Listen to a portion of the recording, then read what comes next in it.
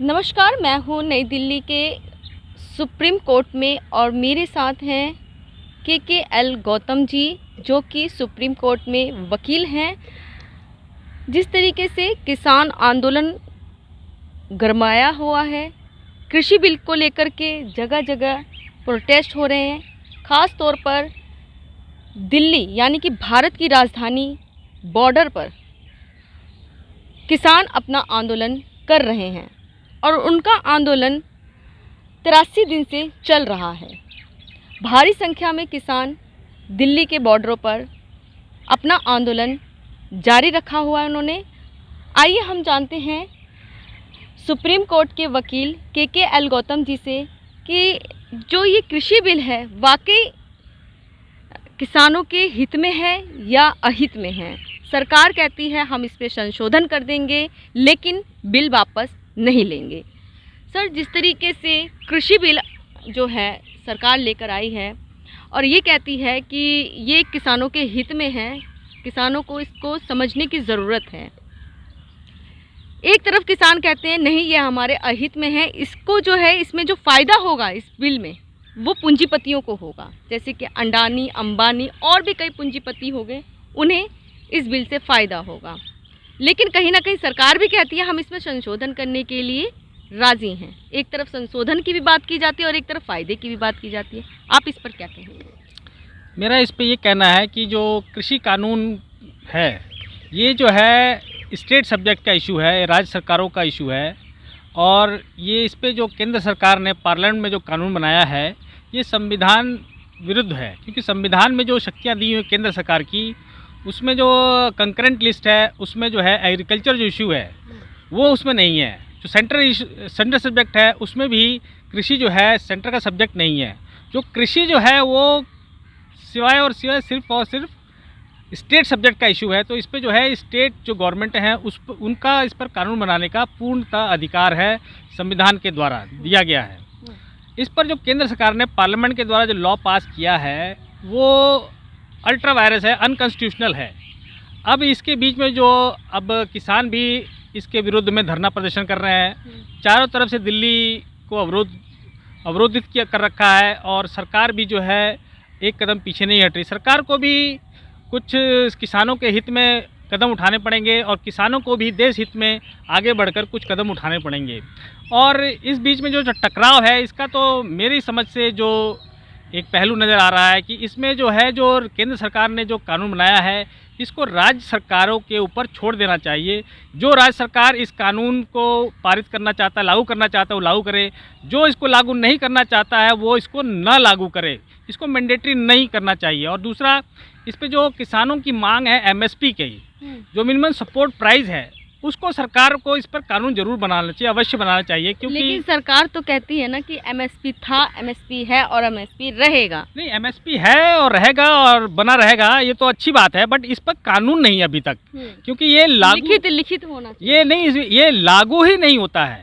जो MSP है, minimum support price, जो सरकारें तय करती हैं वो भी कुछ ना कुछ फसलों पे ही MSP है, सभी फसलों पे नहीं है। पर जो मुख्य फसलें हैं उस पे जो MSP सरकार लागू करती है, इस पर एक कानून अवश्य बनाना चाहिए ताकि किसानों को इससे संतुष्टि मिले और कोई भी जो सरकार MSP तय करती है उसके नीचे खरीद नहीं होनी चाहिए किसी भी सूरत में। और इसके समाधान के लिए सरकार को एक, जैसे आज देश में तमाम ट्रिब्यूनल बने हुए हैं, उसी तरह से एक फार्मर ट्रिब्यूनल भी बनाना चाहिए, जिससे कि किसानों की जो भी शिकायत है वो त्वरित स्तर पे जो है इसका निराकरण हो सके और बिना समय गंवाए, जिससे कि किसान को भी एक संतुष्टि मिले। क्योंकि जो फार्मर ट्रिब्यूनल बनेगा उसमें कृषि संबंधी जो हमारे स्पेशलाइज्ड होंगे, स्पेशलिस्ट होंगे, वो उसके एक बोर्ड मेंबर होंगे और जो हमारे जो हाई कोर्ट से रिटायर्ड जज होंगे या सुप्रीम कोर्ट के जज रिटायर होंगे वो उसके चेयरमैन होंगे। तो जो हमारे किसान भाई बंधु हैं उनकी भी आस्था उसमें पूर्ण रूप से होगी। अभी जो इसमें जो कानून बनाया है उसमें जो सरकार ने एक प्रावधान ये भी दिया है कि जो कोई भी विवाद होगा वो SDM कोर्ट में चैलेंज होगा, SDM के बाद वो DM कोर्ट में जाएगा, उसके बाद कोई अपील नहीं है, किसी भी अपील का प्रावधान नहीं है। और कि जो कोर्ट जो कानून व्यवस्था थी, जो इंसान जो किसान था वो कोर्ट का दरवाज़ा खटखटा नहीं सकता। सिविल कोर्ट का दरवाज़ा नहीं खटखटा सकता है, सिर्फ SDM और DM तक की पावर शक्तियाँ दी गई हैं। चूँकि इससे नुकसान क्या होगा? इससे नुकसान ये है कि जो कानून है वो सरकार का है, हाँ। जो एसडीएम है वो भी सरकार के मुलाजिम है, डीएम साहब वो भी सरकार के मुलाजिम हैं।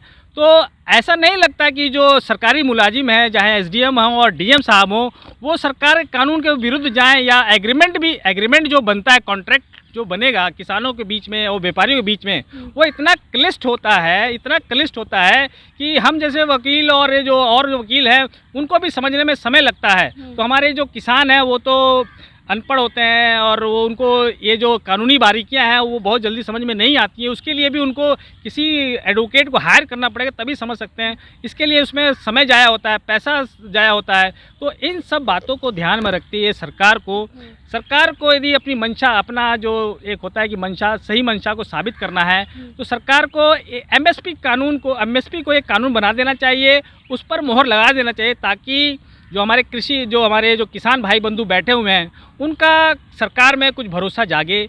और दूसरा, फार्मर ट्रिब्यूनल बनाते हैं तो किसानों का भरोसा सरकार में और बनता है। उसके बाद जैसा कि सरकार ने खुद कहा है कि हम 1.5 साल के लिए इस कानून को स्थगित कर सकते हैं। ये बहुत अच्छी बात है, 1.5 साल तक आप स्थगित करिए, उस पर किसानों से चर्चा करिए। चर्चा करने के पश्चात जो समाधान निकले उसको उस ओर आगे बढ़ना चाहिए।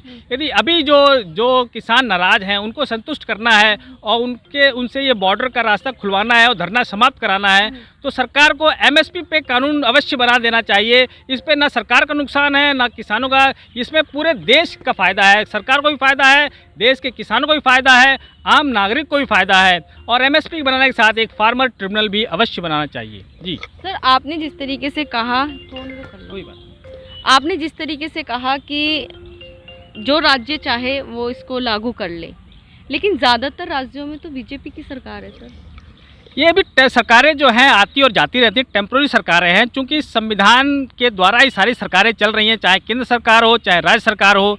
जो संविधान में जो शक्तियाँ दी गई हैं, सबका अपना अपना एक लाइन खींची हुई है, सबका एक जो है एक रेखा खींची हुई है जो किसी भी लाइन को क्रॉस नहीं करता है। चूँकि ये कृषि जो है स्टेट सब्जेक्ट है, राज्य सरकार का विषय है, राज्य सरकार को पूरी शक्तियाँ दी गई इस पर कानून बनाने के लिए, तो राज्य सरकार को ही इस पर निर्णय लेने देना चाहिए। केंद्र सरकार ने चूँकि कानून बना दिया है, उसको भी एक कदम वापस होने में बहुत कठिनाई हो रही है। मैं इस चीज़ को बहुत बड़ी बात ही समझता हूँ कि सरकार जब एक बार एक्ट पास करती है तो उसको पीछे लेना बहुत ही मुश्किल हो जाता है।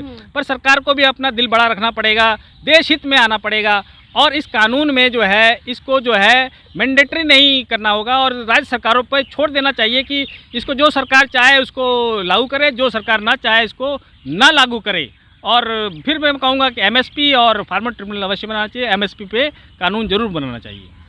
और क्वेश्चन को तो देखा आपने जिस तरीके से कि एल गौतम जी जो कि सुप्रीम कोर्ट के वकील हैं, उन्होंने किस तरीके से हमें समझाया पूरा कि ज़िद जो होती है, चाहे वो किसानों की हो गई चाहे वो सरकार की हो गई, कोई ना कोई बीच का रास्ता ज़रूर निकालना चाहिए। जैसे कि गौतम जी ने बताया कि ये कानून जो है राज्यों पर सौंप देना चाहिए, राज्य की सरकार पर सौंप देना चाहिए। उन्हें अगर लगता है इसे लागू करना है तो वो करे, या नहीं लगता है इसे नहीं करना है तो ना करें। तो आप लोग खोज खबर को देखते रहिए, खोज खबर को सब्सक्राइब कीजिए, लाइक कीजिए, शेयर कीजिए, कमेंट्स कीजिए एंड बेल आइकॉन दबाना ना भूलिए।